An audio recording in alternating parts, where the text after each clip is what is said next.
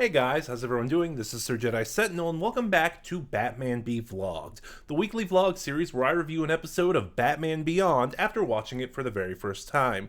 Today, we are looking at episode 19, Bloodsport, written by Rich Fogel and directed by Dan Reba. On my scale of episode, on my quality scale, I should say, I've talked about this a little bit before in the past. We have bad, below average, average, above average, good, and beyond good. I would put this one at above average. This one's decent. This one's really good. It's just, it personally, I don't. Well, there is one bad thing I'll talk about, but it didn't gel with me. Something didn't click with me for this episode. There were things I liked about it, but overall, it's just above average. The premise of this episode is that Terry is facing the Stalker, a poacher and big game hunter who goes around across the world looking for the greatest challenges to hunt down. And he decides that is Batman. So this is a play on the short story, The Most Dangerous Game. Or, honestly, even more so, it's a play on the sci-fi movie adaptation of that story, Predator. Like, you see the Stalker using, at one point, special contact lenses that lets him see Terry in night vision or infrared. Like, there is a lot in this episode that plays on Predator. With that being said, let's talk about the big issue with this episode. The Stalker. This is a character that I don't think holds up entirely well. Like, really overplays the tribal visuals and the tribal aesthetic with the tattoos and everything. It's like, it feels like we're crossing into some very kind of racist ground. But here's the thing, I'm a white guy, so I am not the authority on this. It's one of those things where it might have been progressive at the time being 1999, but just as time goes on and more things come to light and issues change, it's one that's aged poorly.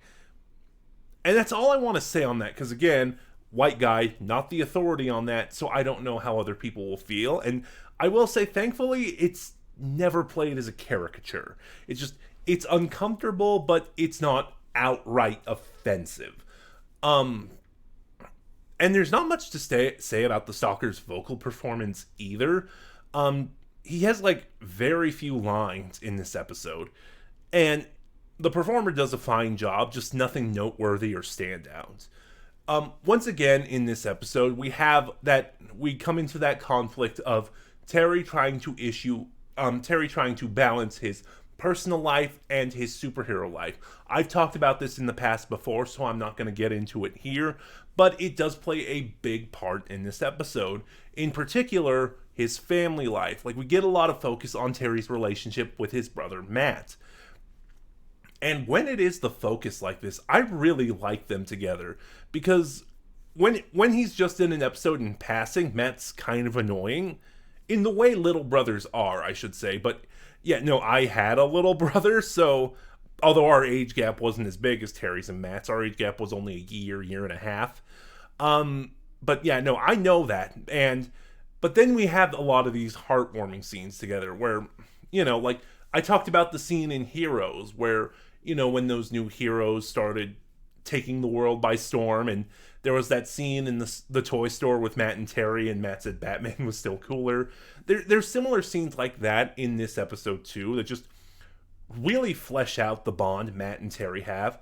Bruce is back in this episode after being absent from the previous episode, and Kevin Conroy is really good here. He has this dry wit to his performance. Like, he's playing both Bruce Wayne, and there's a lot of Alfred in it. Like, the dry, sarcastic Alfred. Like, Terry is investigating a chop shop when the episode opens, and as he's, fighting these thugs and, getting beat up, Bruce is just like, by the way, your mom called. She wants you to pick up milk on your way home. It's little moments like that. Like, Kevin Conroy breathed so much life into this character, and as a performer and as a person, he will be sorely missed. let's see, what else was there? Oh, the animation, and in particular the lighting on this episode is really good. Like it really stood out to me because, this is the first time that shading was used really effectively in this episode. I won't say it's never been used.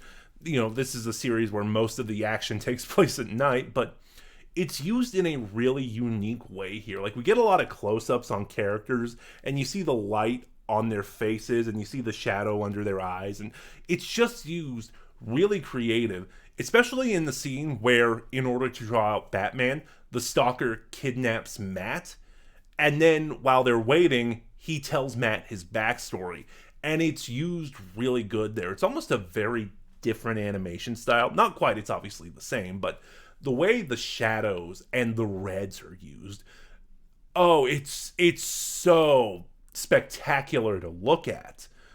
And the score is really good as well.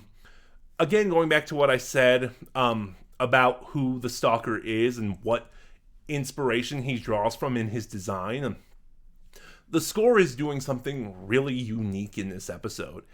And that's really, I think, why it just stands out as being above average. Like I said, Bloodsport is just a take on Predator, but really it's the animation and the... Let me start over with that summary. Bloodsport is nothing particularly special. It's just a take on Predator. It's a story we've seen tons of times at this point. But really what helps it stand out is the animation, the coloring, and the score. But those are just my thoughts. Have you seen Bloodsport? Start a conversation in the comments below. Remember to like, comment, subscribe. Click the bell next to subscribe to get notifications when I upload. And in the description box below, you will find the link to my Twitter, where, for the time being, you can follow me and get updates on the channel. This is Sir Jedi Sentinel, and I'll see you guys next week for episode 20.